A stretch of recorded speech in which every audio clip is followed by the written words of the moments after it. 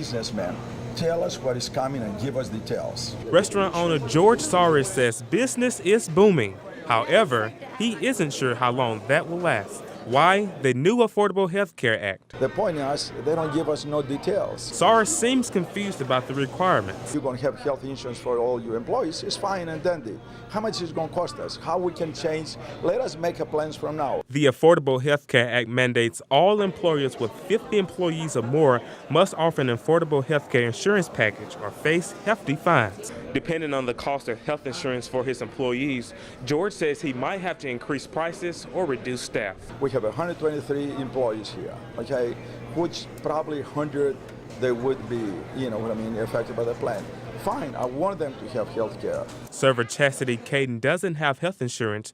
She says she'll be relieved once her job offers insurance. I think it's a good idea because I am 39 years old, and as far as females go, and when they reach 40, they're supposed to start getting their mammograms and things like that. Longtime customers say they'll keep coming if the prices increase. We enjoy coming here, and we could probably stand a little bit of a price increase. In Birmingham, Fred Davenport, CBS 42 News.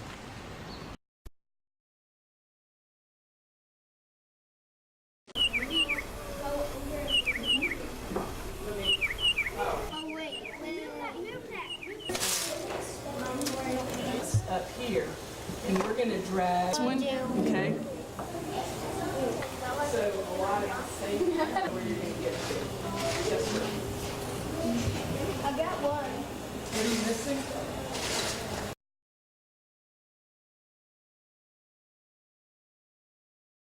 I had a lover, a husband, and a son to die of HIV/AIDS-related complex diseases. Janet Johnson is the state peer mentor for Jefferson County.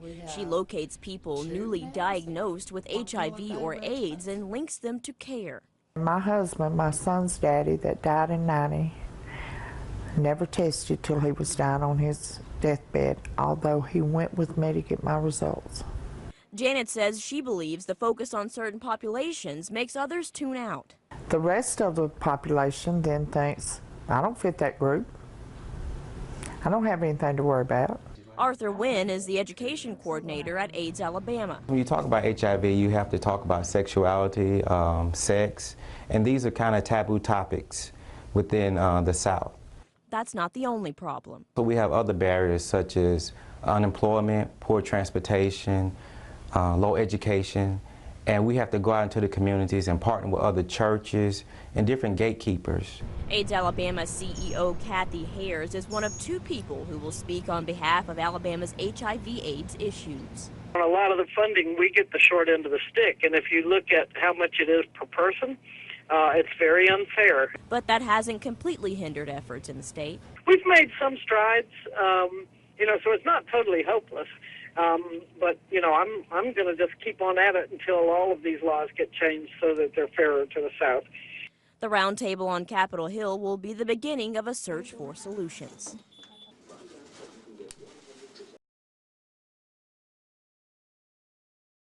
Oh, it was a puzzle. It was something like a driveway there. When the trailer flipped, it flipped over. I think we were all more in shock than anything, and we just wanted to hurry up and see if we could help people back here.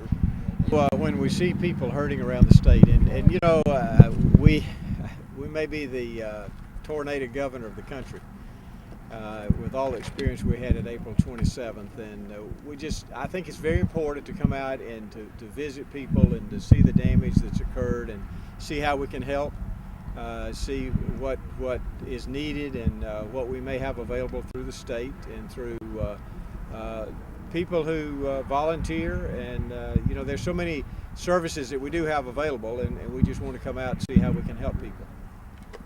Well, it's affected everybody in the park pretty bad, but we're all pulling together and helping people out. One of the things that we learned on April 27th, is really the local response is the most important response. Whether it's our first responders, whether it's our local sheriff, our county commissioners, our mayors, they're the ones that are most important. Our EMA directors, those that but also our local volunteers. And at that meeting, we had a lot of volunteers.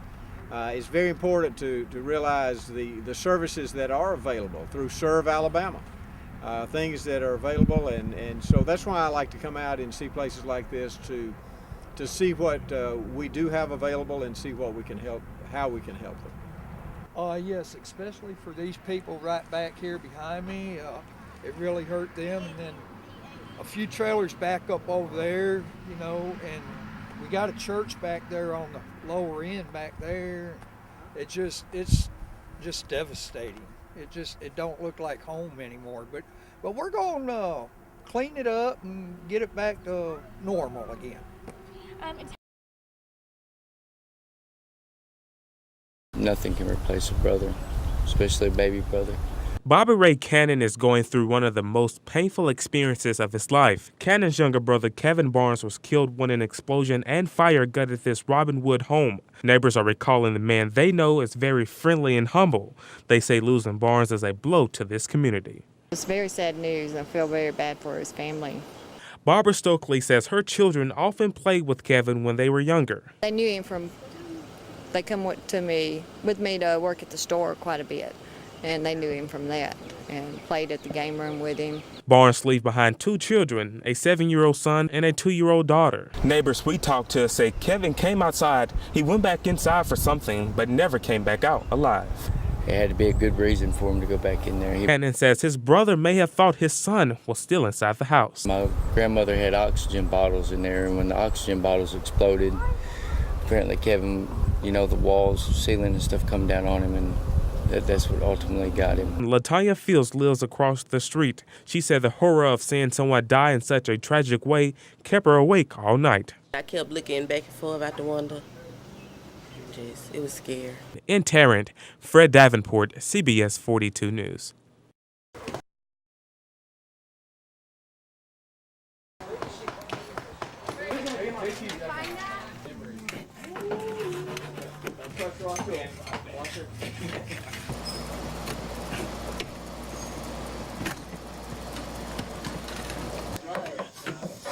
Then again, we're not gonna wear.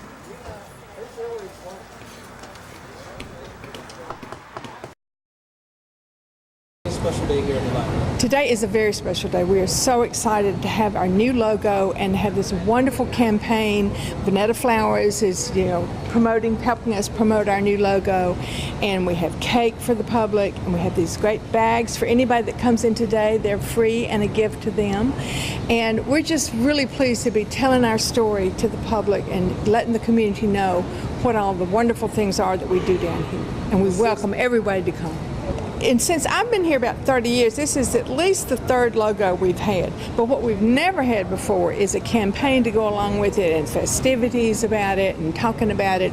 And everybody loves this logo on the staff, which has not always been the case. Well, we had this group of young people called Six Branding come to us and offer to do a logo for us with no charge. And so we gave them all the words we thought of about the library and all of the thoughts we had about what we wanted to project.